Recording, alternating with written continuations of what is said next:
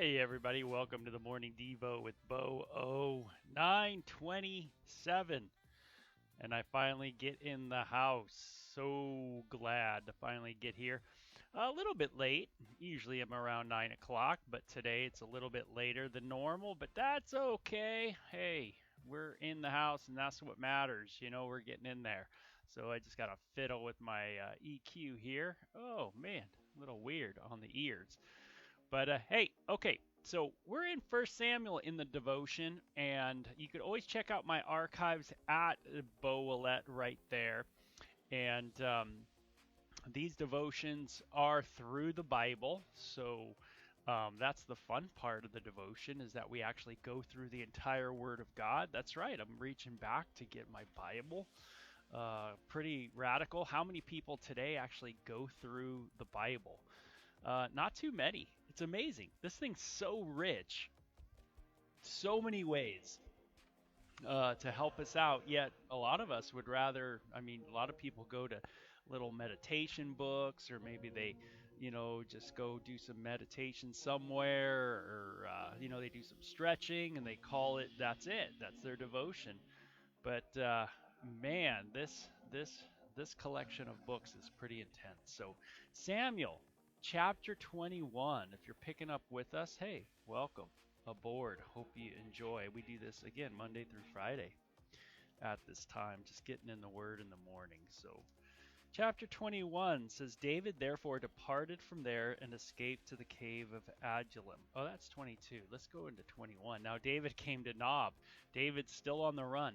So we see that one of the big people that is mentioned in these narratives is David.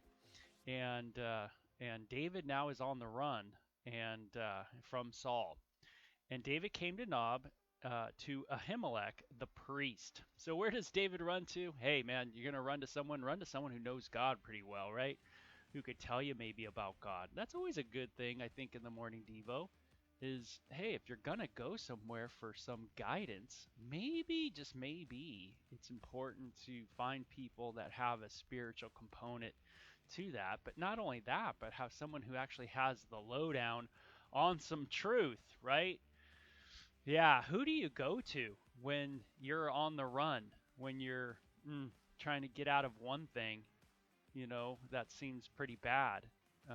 Where do you end up? Well, maybe you need to go to the place where you can just hear truth. Truth matters, and it is important to know truth. Um, and David knew that. He knew that there was something about going to the priest. So instead of maybe going to my drugs or going to the bottle or going to the thing or going out with someone else or, finding your friends and trying to get, things from them, maybe they don't know anything. Maybe they know as much as you know. Maybe you need to go to someone who can guide you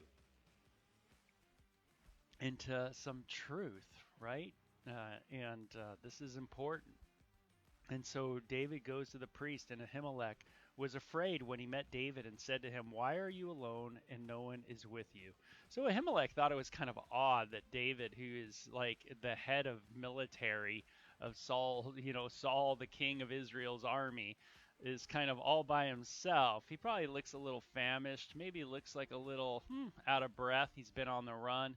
He knows Saul wants to kill him. The king now wants to kill him. It's been very clear that the king has wanted to kill David now for some time.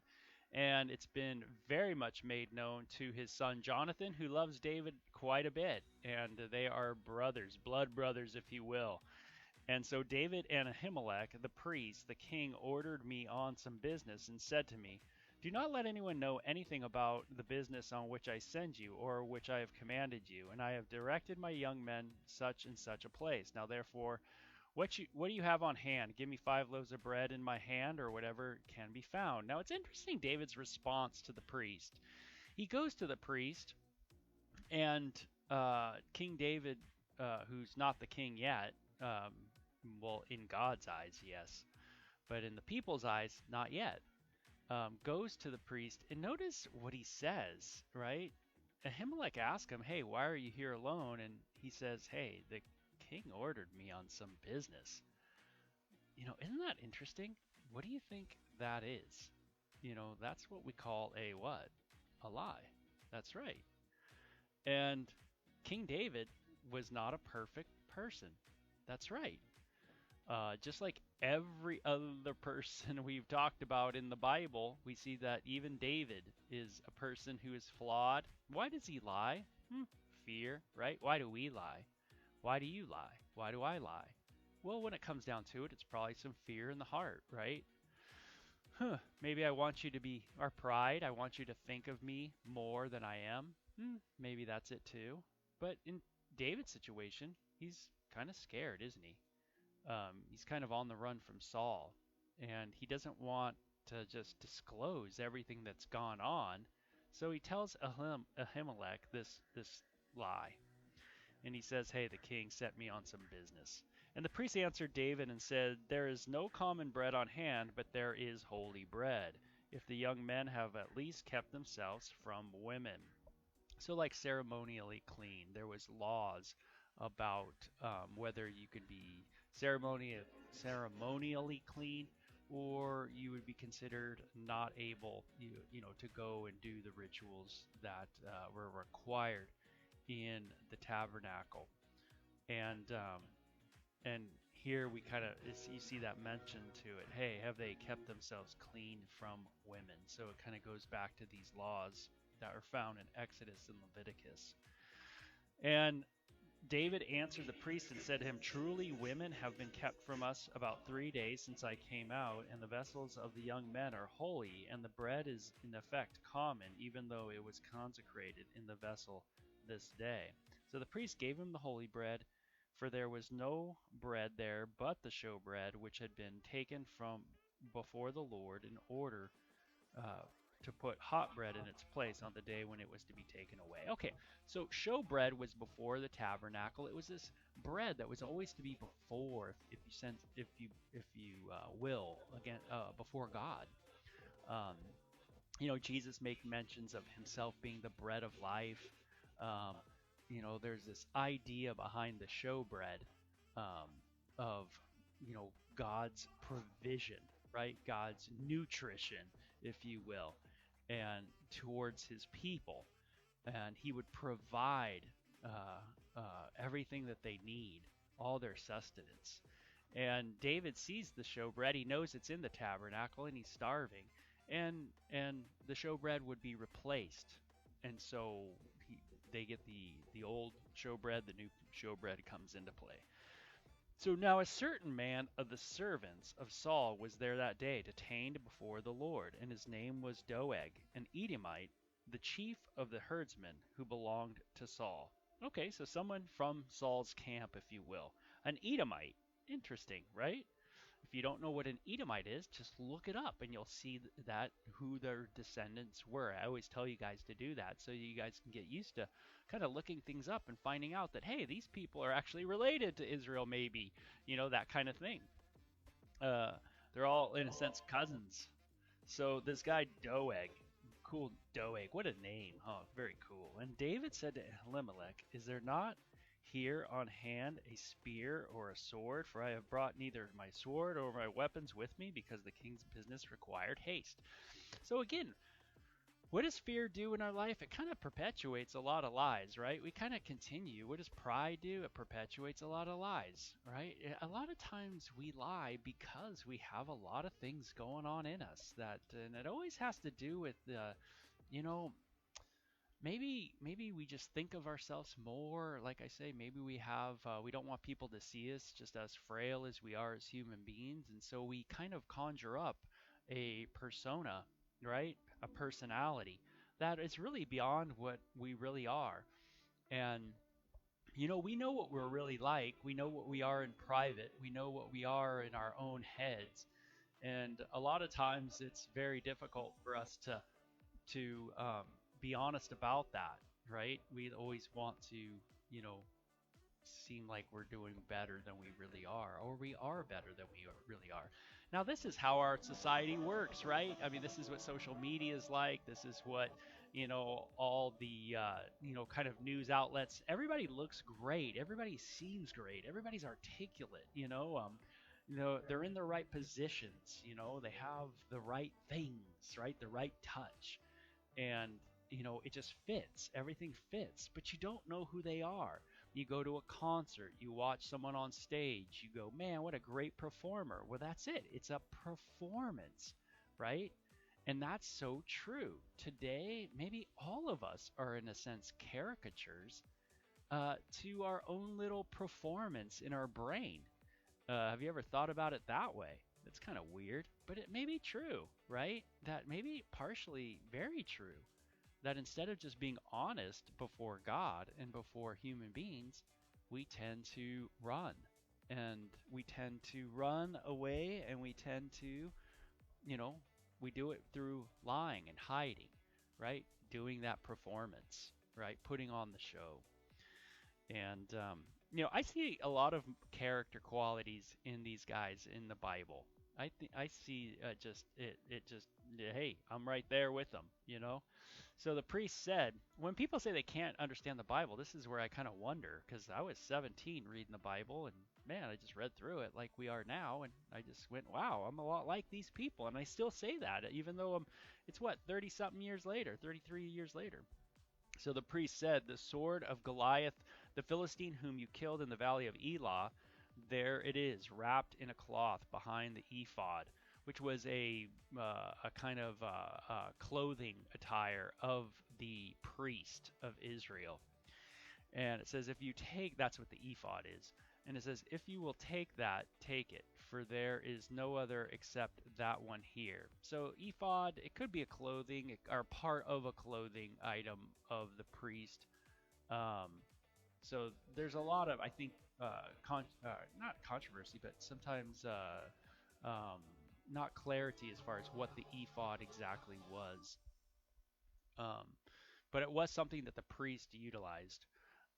For there is no other except that one here. Okay, so David or Goliath's mighty sword is there. David said, "There is none like it. Give it to me." That's right. There's none like it. That guy was big, so his sword is giant and heavy. There's no doubt about it. Then David arose and fled. So this is the theme, right? Now David is fleeing, moving away, running. This is all what we're getting into in these sections. Is it seems like David's on the run. That's it. Everything's running, man. We're booking. Instead of staying there, maybe God would have provided for David if he did stay there, and God would have done something different, David was promised that he would be king. Maybe he just needed to stay in there and just say, hey, man, this guy can't kill me. I'm going to be king. God's going to do something. Maybe that's what he should have done. But instead, he ran. And then David arose and fled that day from before Saul. Hey, sometimes do I run? Sometimes do I get scared and run? Yes, absolutely. And if you have run or you are running from something or someone, maybe you can relate to David in this way. And the servants of Achish said to him, is this not David, the king of the land? Did they not sing of him to one another in dances and sang? Saul has killed his thousands, but David his 10,000s? Okay, so he goes to the king of Gath, of all people, and doesn't sound like people that are for Israel. And they're like, isn't this the mighty guy who's killed thousands of Philistines? Isn't this the one? Isn't this the guy?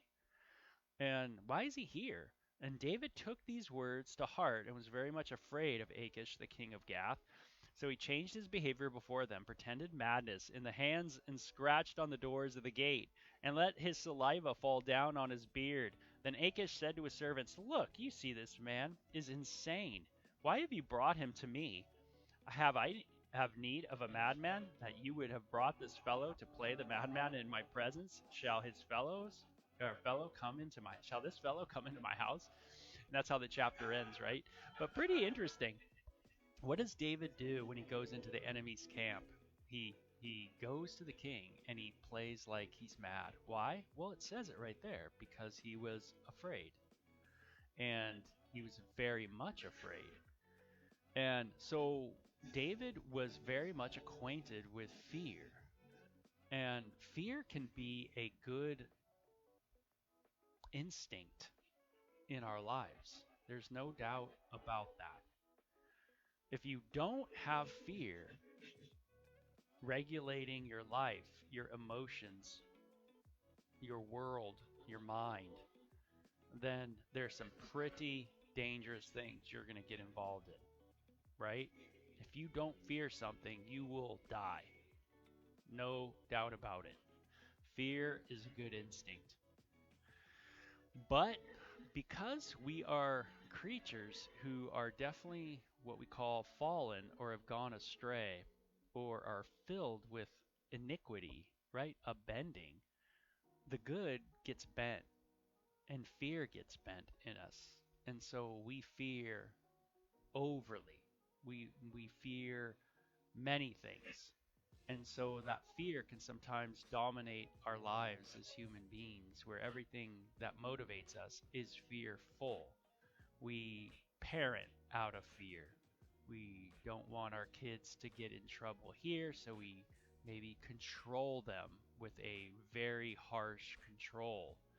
And maybe we don't show much love because of fear. We're just fearing. Fear has ruled our world. So even though we control the matter, we kind of interpret that control to be a good thing, when really it's not. That control is not in fellowship with a loving heart, and therefore it produces really rough stuff in the lives of the kids. As they grow older. You might have been around someone who feared all the time, and you can relate to that. But if you overly fear things, you won't step out in faith, right? You won't take a chance. You won't invest. You won't do anything. You will just hold on. And God wants us, certainly, and Jesus's words are so much about us taking the step out in faith and trusting Him. And to take a step of faith out, I do need to deal with my fear. You might have a fear of sitting in front of someone or going in and helping out in a ministry at the church or something like that, or just in your community stepping out. But then there's that fear: what if I'm not qualified? I still have flaws in my life, blah, blah, blah, blah. There's all these other things that creep into your life, these inadequacies that prevent you from stepping out instead of just saying, hey, yeah, I have that fear of those things, of my inadequacies, but it's important that I do step out. And so, God, help me to take one step at a time now and move forward, make the calls I need to make, reach out to the person I need to reach out to, and see what what is going to open and what's going to close, right? And I find myself doing that daily in my life. Am I going to take a step out or am I not? And so David here, is super afraid, and so it even causes him to go into this performance of acting mad. So David is performing here. It's a chapter of performance for King David, who is not the king just yet, but he is definitely acting, right? He's saying, "Hey, I trust in God," and there's a part of him that is, but you see that there's a part of him that isn't as well. And boy, I think we have a lot of that in our life. When I think this morning and just coming honestly before the Lord, I find this kind of dualism going on in me. I find, as King David wrote in the Psalms, that he is looking to the Lord. He is trusting the Lord from his enemies. He's asking God to help him deliver him from the hand of his enemies. Um, and you see that within the Psalms that are written. Some are written during this time in David's life. And you might want to look up, like, what Psalms are during the time David flees to Gath. And you could read those and see where David's heart was. But notice, it doesn't mean that he was a perfect dude.